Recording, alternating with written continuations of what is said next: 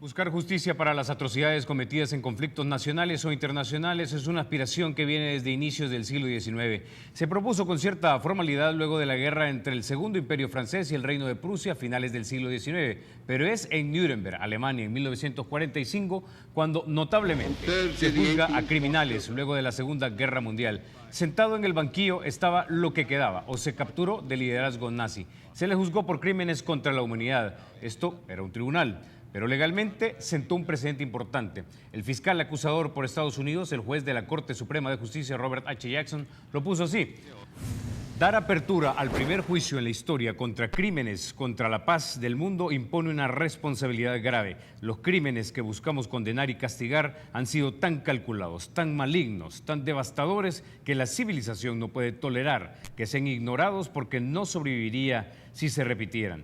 Que 4 grandes naciones victoriosas pero heridas renuncien a la venganza y voluntariamente sometan a sus enemigos cautivos al juicio de la ley es uno de los tributos más significativos que el poder le ha dado a la razón.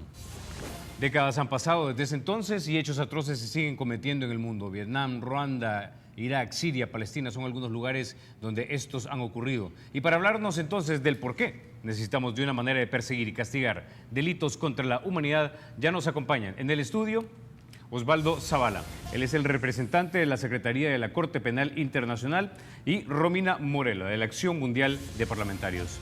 Caballero, dama, bienvenidos. Muchas gracias. Ahora, los salvadoreños de repente no conocen a profundidad qué es el Estatuto de Roma, así que empecemos por ahí. Bueno, el Estatuto de Roma es un tratado internacional que crea la Corte Penal Internacional para que juzgue por los crímenes, como usted lo comentó hace un momento, más graves de trascendencia para la humanidad. Crímenes de guerra, crimen de genocidio y crímenes de lesa humanidad. Y básicamente crea un tribunal independiente permanente con jurisdicción sobre estos crímenes a nivel internacional. Ahora, definamos qué es eso de crimen de guerra, qué es genocidio y qué es la otra categoría de crimen, para saber qué juzgarían. Bien, el crimen de lesa humanidad es un ataque generalizado y sistemático contra la población civil, y en el propio Estatuto de Roma se establecen los diferentes actos que se consideran como crimen de lesa humanidad. Luego también el genocidio está tipificado en el Estatuto de Roma, y el crimen de guerra también se tipifica específicamente los diferentes actos y se divide en conflicto armado de carácter internacional y no internacional. Entonces tenemos esta división dentro del artículo 8 del Estatuto de Roma y se tipifica específicamente cada uno de los actos. A su vez hay otro instrumento muy importante, que es los elementos de los crímenes, que establecen que es como una especie de código penal internacional y establecen las características específicas de cada crimen. ¿Podríamos citar algunos lugares que ustedes ya tienen identificados donde se han cometido estos delitos? Claro que sí. Actualmente la Corte está investigando en 8 países, en Kenia, en Uganda, en la República Democrática del Congo, en Mali, en República Centroafricana, en Sudán por el conflicto en Darfur y en Libia. Y en Costa de Marfil, perdón. Ahora, ¿cómo funciona esta corte exactamente, Romina? Bien, es muy importante hacer referencia al principio de complementariedad, es decir, que la Corte solamente entenderá cuando los estados no quieran o no puedan entender sobre un determinado caso. Es decir, los estados tienen la facultad primogénea y la obligación de investigar y juzgar sobre estos delitos que se encuentran en el Estatuto de Roma. Eso quiere decir que si de repente se cometiera un crimen de este tipo aquí en El Salvador, son primero las Cortes Nacionales las que se deben agotar. Exactamente, y eso es fundamental tenerlo en cuenta, porque son todos los estados los que deben primero juzgar e investigar estos delitos, y luego la Corte, en el caso de que ellos no puedan o no quieran hacerlo, podrá entender. Ahora, ¿qué instancia sería la que debería ir entonces a la Corte Penal Internacional una vez agotados las avenidas legales en este país? No es tanto un tema de agotamiento de avenidas legales, es más un tema de complementariedad. Si el Estado no puede o no quiere, la Corte puede actuar, debería de actuar en ese caso. Entonces no se trata de que primero tengan que hacerse los casos internamente, sino de determinar si han hecho o no se han hecho los casos a nivel interno. Y en ese momento sería el fiscal de la Corte Penal Internacional el que determinase si efectivamente cumple con los requisitos de admisibilidad, es decir, si el Estado está juzgando o no los crímenes. Si lo está haciendo, como ya hemos tenido el caso, por ejemplo, recientemente en Libia, pues la Corte declarará el caso no admisible y dejará que Libia lleve a cabo sus procesos en el caso en concreto. Si es que no lo están haciendo, perdón, entonces en ese caso sería la Corte la que asumiría la competencia sobre esos crímenes, pero recalcando que la responsabilidad primaria siempre está en el Estado. Es decir, que de repente el fiscal internacional de la Corte Internacional Penal puede actuar de oficio. Podría actuar de oficio. Hay varias modalidades en la forma en que el fiscal puede iniciar una investigación. Una es por una remisión por parte del mismo Estado, por ejemplo, como hemos tenido en el caso de Uganda, de República Centroafricana, de República Democrática del Congo, que han sido los mismos estados que han remitido sus casos a la Corte Penal Internacional. También puede ser por remisión del Consejo de Seguridad de Naciones Unidas, como en el caso que tenemos de Libia o el caso de Sudán en Darfur. Y puede ser también por iniciativa propia del fiscal, lo cual tiene un estándar tal vez un poquito más elevado porque requeriría la aprobación de la sala de la Corte, de la sala de jueces, para que el fiscal pueda hacerlo. En ese caso, el caso de Kenia correspondería a esa forma de iniciar un procedimiento. Ahora, ¿quiénes son los jueces? Ya mencionó de la sala. ¿Quiénes son los jueces de esta Corte Internacional? ¿Quién los nombra? Bueno, los nombra la Asamblea de Estados Partes.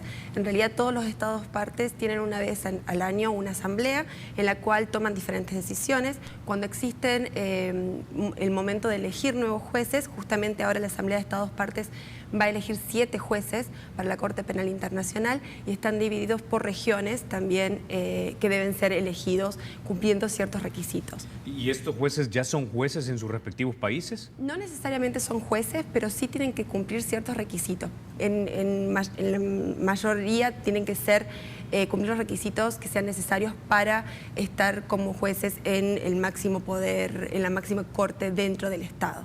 Es decir, que tengan los requisitos para ser jueces de las Cortes Supremas de cada uno de los estados.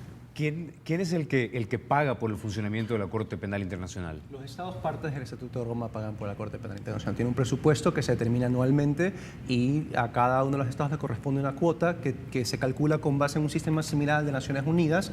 Tiene que ver con el Producto Interno Bruto, con la población, con el territorio, muchos factores que entran a determinar qué porcentaje. Actualmente los mayores contribuyentes del Estatuto de Roma son Japón, que paga el 20% del presupuesto de la Corte, Alemania, Reino Unido, Francia e Italia son los mayores contribuyentes del Estatuto de Roma.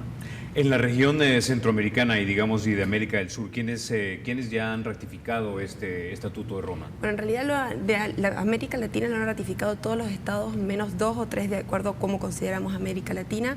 Tenemos todo el cono sur lo ha ratificado y de Centroamérica la mayoría de los estados. Así que esperamos realmente que El Salvador sea el próximo. El Salvador, Honduras, Cuba, Dominicana. Exactamente. República Dominicana sí ha ratificado. Sí, lo ha ratificado. Honduras también. Lo único que falta es Nicaragua y El Salvador en Centroamérica. Hablemos de momentos. Sabíamos, por ejemplo, que los tribunales de Nuremberg abarcaban lo que sucedió durante la Segunda Guerra Mundial y tal vez un poco previo y lo que pasó en esa región geográfica. Pero en el caso de la Corte Penal Internacional, ¿qué espacio geográfico abarca y qué tiempo abarca? Bueno, la Corte tiene una vocación universal, de alguna manera. La Corte podría conocer situaciones que ocurran en cualquier lugar del mundo dependiendo de cómo se lleven esas situaciones a la Corte. Y lo importante, y creo que he mencionado una diferencia importante con los tribunales de Nuremberg, es no solamente la amplitud geográfica que pueda tener la Corte, que es decir, más de una sola situación en un país, sino también que no tiene que ver con un conflicto que ya haya ocurrido. El Tribunal de Nuremberg, el Tribunal para Yugoslavia, el Tribunal para Ruanda, se crean cuando los crímenes ya sean cometidos, un poco para subsanar una situación de atrocidades que existían en esos territorios. La Corte Penal Internacional se crea para el futuro y se crea para crímenes futuros en cualquiera de los territorios de los estados partes del Estatuto de Roma o por cualquiera de los nacionales de los estados partes del Estatuto de Roma. Bueno, con esta idea nos quedamos, vamos a la pausa y regresamos para ver cómo eso podría aplicar o afectar a El Salvador.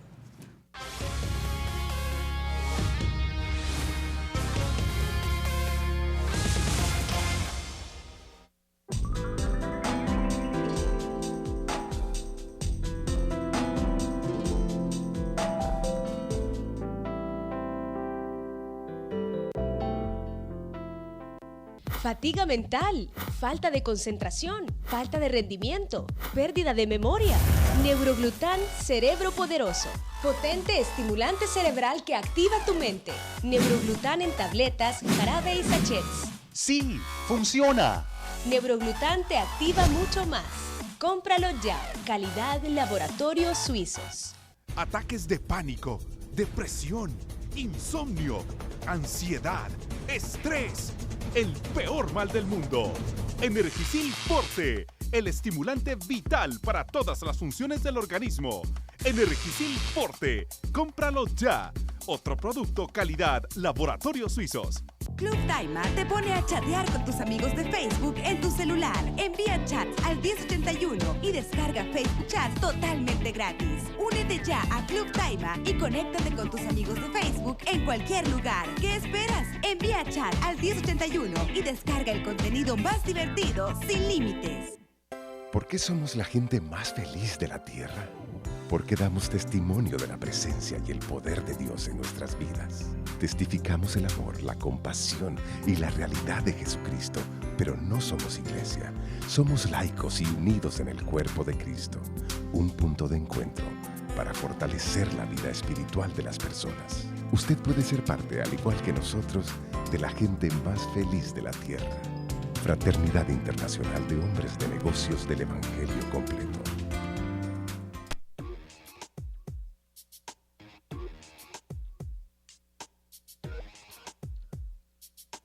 ¿Sabes lo que entretiene a tus hijos e hijas? Cuida lo que ven y escuchan. Respeta las clasificaciones.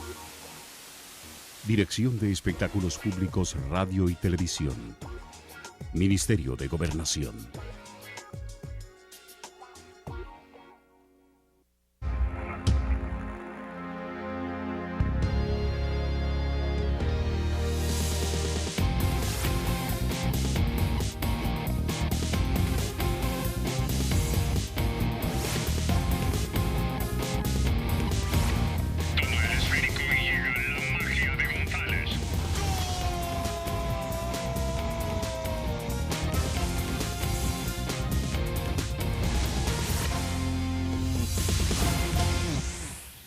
Gracias por continuar con República SB. Osvaldo y Romina, en El Salvador se vivió una guerra civil por más de una década, se cometieron atrocidades de ambos lados.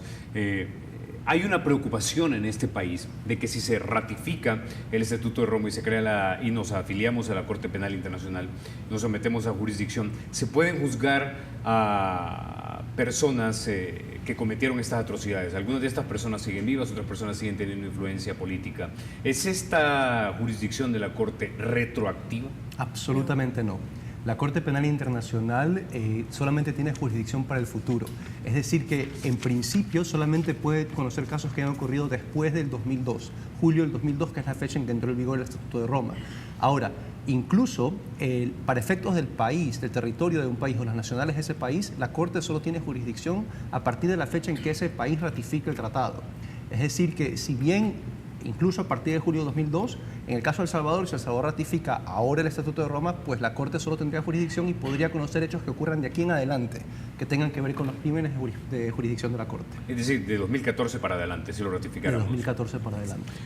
Una vez ratificado este estatuto, ¿cuánto tiempo toma para entrar en vigencia? Aproximadamente son 2 meses, un mes. Sí, un mes después del... 60 días. 60 días, perdón. 60 días y estaríamos entonces sometidos a la jurisdicción. Ahora, ¿qué tipo de penas, en caso de que un salvadoreño sea juzgado por la Corte Penal Internacional, qué tipo de penas puede tener si es encontrado culpable en esta Corte? Bien, en realidad las penas están establecidas en el Estatuto de Roma y justamente sabemos que es un tema importante aclarar aquí por el tema de la prisión perpetua que existe en el Estatuto de la Corte Penal Internacional.